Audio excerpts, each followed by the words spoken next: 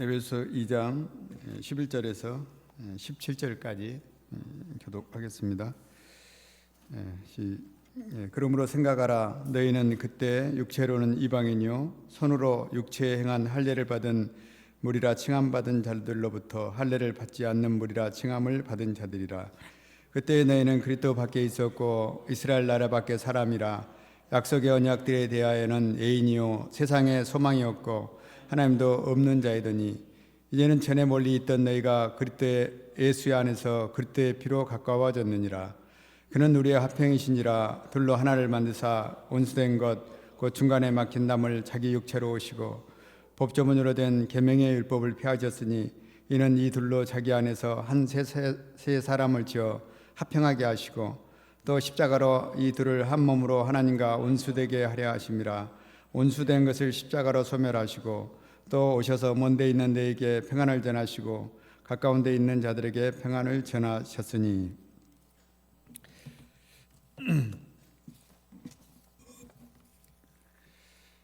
오늘 말씀의 제목은 그는 우리의 화평이신지라입니다. 얼마 전 직장 동료를 만났습니다. 그는 드디어 집을 얻어 아내와 별거를 할 수 있게 되었다고 수건 사업이라도 이룬 사람처럼 말을 하였습니다. 그는 10여 년 동안 아내와 세탁기도 따로 쓰고 원수처럼 살았다고 했습니다. 큰딸이 대학에 지나가자 이뻐하는 둘째 딸을 데리고 둘씩 따로 살기로 했다고 했습니다. 가족 간에 편을 갈라 담을 쌓고 사는 모습을 볼 때 너무나 안타까운 마음이 들었습니다. 그런데 에베소 교회에서도 유대인 출신 크리스찬들과 이방인 출신 크리스찬들이 서로 담을 쌓고 싸우며 갈등하였다고 했습니다. 사랑해야 하는 가족과 성도들 간에도 담을 쌓고 원수처럼 살길 잘합니다. 허물진 우리는 서로 화목한 삶을 살 수는 없는 것일까요? 그렇지 않습니다. 오늘 본 말씀은 14절은 말씀합니다. 그는 우리의 화평이신지라. 화평의 근원 되신 예수님을 통해서 화목한 인생을 살 수 있습니다. 저희가 본 말씀을 통해서 화평한 인생, 화목해 하는 인생을 살 수 있는 비결을 배우길 기도합니다. 그러기 위해서는 첫째, 비참했던 옛 시절을 기억해야 합니다. 11절을 보겠습니다. 그러므로 생각하라. 너희는 그때 육체로는 이방인이요 손으로는 육체에 행한 할례를 받은 무리라. 칭함을 받은 자들로부터 할례를 받지 않는 무리라 칭함을 받은 자들이니라. 여기서 생각하라는 리멤버로서 기억하라는 뜻입니다. 무엇을 기억해야 합니까? 과거 이방인이요 할례 받지 않은 자들임을 이었음을 기억해야 합니다. 지난 주일 말씀에서도 유월절을 기억하라고 하였습니다. 그런데 할례 받지 못한 자들은 유월절에 참여할 수 없다고 했습니다. 사무엘상 17장 26절에서 다윗은 골리앗을 향해 이 할례 받지 않는 블레셋 사람아 하며 저주했습니다.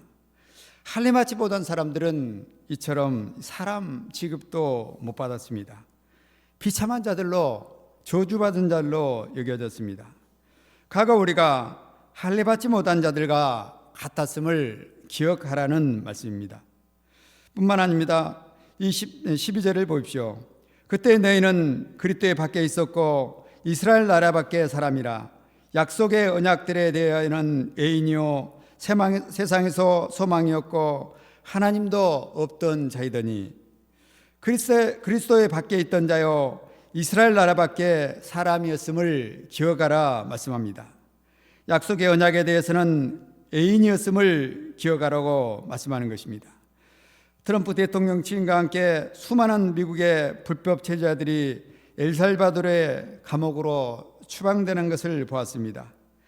미국 시민권자들은 외국에서 납치를 당하면 군대를 파견해서 구해옵니다. 그런데 미국인이 아닌 것으로 인해서 강제 추방되고 감옥에 넣어졌습니다. 과거 너희가 바로 하나님의 보호와 축복을 받을 수 없는 이스라엘 밖의 사람이요 언약과는 무관한 사람임을 기억하라는 것입니다. 평생 애굽에서 종노릇 할 수밖에 없던 소망 없는 자였음을 기억하라 말씀하고 있습니다.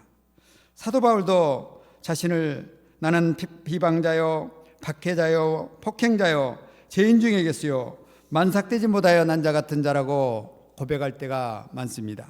내가 얼마나 비참한 데서 구원을 받았는가. 구원의 은혜를 망각하게 되면 교만하게 됩니다. 화목할 수 없습니다. 하나가 될 수가 없습니다. 그러나 비참한 형편에서 구원받은 것을 기억할 때 겸손해질 수 있습니다. 하나가 될 수 있습니다. 화목해질 수 있는 것입니다. 제가 대학원 시절 이 적극적 부모 역할 과정에 참여한 적이 있었습니다. 당시 사춘기 아들 문제로 한 현직 교사가 같이 참여했습니다. 그분은 고상한 이론보다도 과거 사춘기로 돌아가 보는 프로그램을 통해서 사춘기 아들을 이해하고 좋은 관계성을 맺었다고 발표하는 것을 보았습니다. 과거를 기억하는 것이 참 중요합니다. 그래서 하나님은 출애굽하는 이스라엘 백성들에게 유월절을 지키라 명령하셨습니다. 신명기에서도 모세는 이스라엘 백성에게 34번이나 기억하라, 잊지 말라고 권면하는 것을 보았습니다. 저도 질병과 교만으로 절망적인 삶에서 구원받았다는 것을 잊어버릴 때가 많습니다. 그럴 때면 마음이 교만해지고 목이 곧게 됩니다. 제가 구원의 은혜를 기억하는 자가 될 수 있기를 기도합니다. 둘째, 우리의 화평의 신 예수님을 붙들어야 합니다. 13절을 같이 읽어보겠습니다. 시작. 이제는 전에 멀리 있던 너희가 그리스도 예수 안에서 그리스도의 피로 가까워졌느니라. 오늘 가기원의 전주나 행조와 창세기 3강을 공부했습니다. 에덴 동산에서 살 중에 살이요 뼈 중에 뼈라고 고백하며 서로의 벌거벗은 것도 부끄러워하지 않으며 살갑게 가깝게 지내던 아담과 하와가 이 여자 저 남자하며 사이가 벌어진 것을 보았습니다. 제가 이렇게 살갑게 가까운 사이를 멀어지게 만듭니다. 담을 쌓게 하고 원수가 되게 만들어버립니다. 한번 이처럼 원수가 되면은 멀어지면은 관계가 회복하는 것이 어렵습니다. 불가능하게 보일 때가 있습니다. 그러나 오늘 말씀은 뭐라고 합니까? 그리스도 예수 안에서 그리스도 피로 가까워질 수 있다고 말씀하고 있습니다. 그리스도의 피는 원수처럼 멀어진 관계도 다시 회복케 하고 화목케 하고 가깝게 하는 능력이 있습니다. 14절을 또 다 같이 읽어보겠습니다. 시작. 그는 우리의 화평이신지라 둘로 하나를 만드사 온수된 것 곧 중간에 막힌 담을 자기 육체로 하시고 예수님은 우리의 화평이 되십니다. 골로새서 1장 21, 22절에는 이렇게 말하고 있습니다.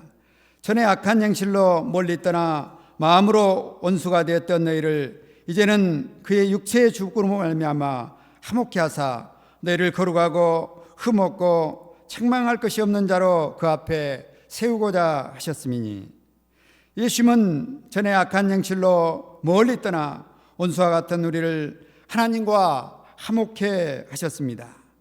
원수처럼 우리렁대며 싸우는 저희들을 서로 화목케 하는 인생을 살게 하셨습니다. 이는 예수님께서 십자가에서 우리 죄를 감당하셨기 때문입니다.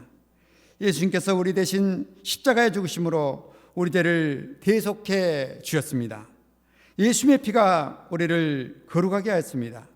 흠없게 하였습니다. 책망할 것이 없게 하였습니다. 이로 말미암아 우리가 하나님 앞에 가까이 다가갈 수 있게 된 것입니다. 히브리서 10장 19절은 말합니다. 그러므로 형제들아 우리가 예수의 피를 힘입어 성소에 들어갈 담력을 얻었나니 책망받을까 봐 두려워하며 하나님께 나아갈 수 없었던 죄인들이 예수의 피를 힘입어 담대히 하나님께 나아갈 수 있게 되었습니다. 하나님을 아버지라 부르며 가까이 할 수 있게 되었습니다. 이 시간 악한 행실로 원수된 우리를 독생자 예수님의 피로 거룩하게 하시고 가까이 오게 하신 하나님께 감사 찬송을 드립니다. 15절을 보십시오. 법조문으로 된 계명의 율법을 폐하셨으니 이는 이 둘로 자기 안에서 한 세 사람을 지어 합평하게 하시고 우리 옛사람은 불의와 추악과 탐욕과 시기와 살인과 분쟁과 사기와 악독으로 가득 차 있습니다. 생각하는 것이 항상 악했습니다. 서로 사랑하며 화목하게 지낼 수 없는 상태였습니다. 거추었을 수 없는 폐차 수준과 같았습니다. 그래서 하나님은 새 사람을 만드셨습니다. 예수 그리스도를 수혈하여 새 사람이 되게 하셨습니다. 고린도후서 5장 17절은 말합니다. 그런즉 누구든지 그리스도 안에 있으면 새로운 피조물이라 이전 것은 지나갔으니 보라 새 것이 되었도다. 예수님의 보혈을 수혈받은 우리는 새로운 피조물이 된 것입니다. 새 것이 되었습니다. 그럴 때 어떤 사람과도 화목하게 지낼 수 있는 것입니다. 지난 전주 월요일 시니어 학생들과 진해를 가면서 손양한 목사님의 생가를 방문하였습니다. 생가들에 9개의 표지석이 서 있었습니다. 손양한 목사님의 9가지 감사 제목이 하나씩 적혀 있었습니다. 그 중에 7째 감사 제목은 나의 사랑하는 두 아들을 총살한 원수를 해결시켜 내 아들을 삼게 하고자 하는 사랑의 마음을 주신 하나님께 감사합니다 였습니다. 어느 누가 아들을 총살한 원수를 용서하며 양아들로 삼을 수 있겠습니까? 보통 사람으로는 생각할 수 없는 일입니다. 그러나 예수 그리스도의 피로 새롭게 지어진 손양한 목사님은 아들을 죽인 원수를 용서하고 아들로 삼으셨습니다. 자신을 십자가에 못 박은 죄인들을 자녀 삼으신 하나님의 뜨거운 피가 수혈되어 있기 때문에 가능한 것입니다. 우리 옛사람은 한 사람도 품고 사랑할 수 없습니다. 냉랭한 법조문으로 다른 사람을 판단하고 정죄하던 자들이었습니다. 그러나 하나님은 이런 죄를 예수님의 피로 수혈하여 새 사람이 되게 하셨습니다. 뜨거운 하나님의 사랑을 넣어 주셨습니다. 그리하여 우리가 나와 다른 사람을 이해하고 돕는 화목케 하는 인생을 살 수 있는 것입니다. 저는 고3 때 갑자기 가출하고 학교를 중퇴한 아들 다윗을 감당하며 이 좋은 관계를 맺는 것이 힘이 들었습니다. 귀엽고 사랑스러운 모습은 다 사라지고 이상하게 괴물처럼 변해버린 것 같은 아들을 볼 때 탄식이 나오곤 하였습니다. 새벽마다 아버지여 죄를 사하여 주옵소서 십자가에서 죄인들을 위해서 기도하신 예수님의 기도를 하였습니다. 그럴 때 예수님의 보혈이 제게 임하여 솟구치는 분노를 이겨내고 참고 감당할 수 있었습니다. 그는 우리의 화평이시니라. 예수님은 우리의 화평이십니다. 화평의 주로 주여 주를 제가 만나지 못했다면 저도 우리 동료처럼 가족 간에 담을 쌓고 원수처럼 따로 살 수밖에 없었을 것입니다. 그러나 화평해 주신 예수님을 만났을 때 예수님께로부터 이 예수님의 하나님의 사랑을 덧입었을 때 자녀를 말 안 듣는 자녀를 사랑하고 참고 화목하게 지낼 수 있었던 것을 고백합니다. 어제 주니어 다윗이 케이크를 사왔는데 케이크에 다시 태어나도 아빠 엄마의 자녀가 될 거야. 얼마나 감동을 눈물이 날 뻔했습니다.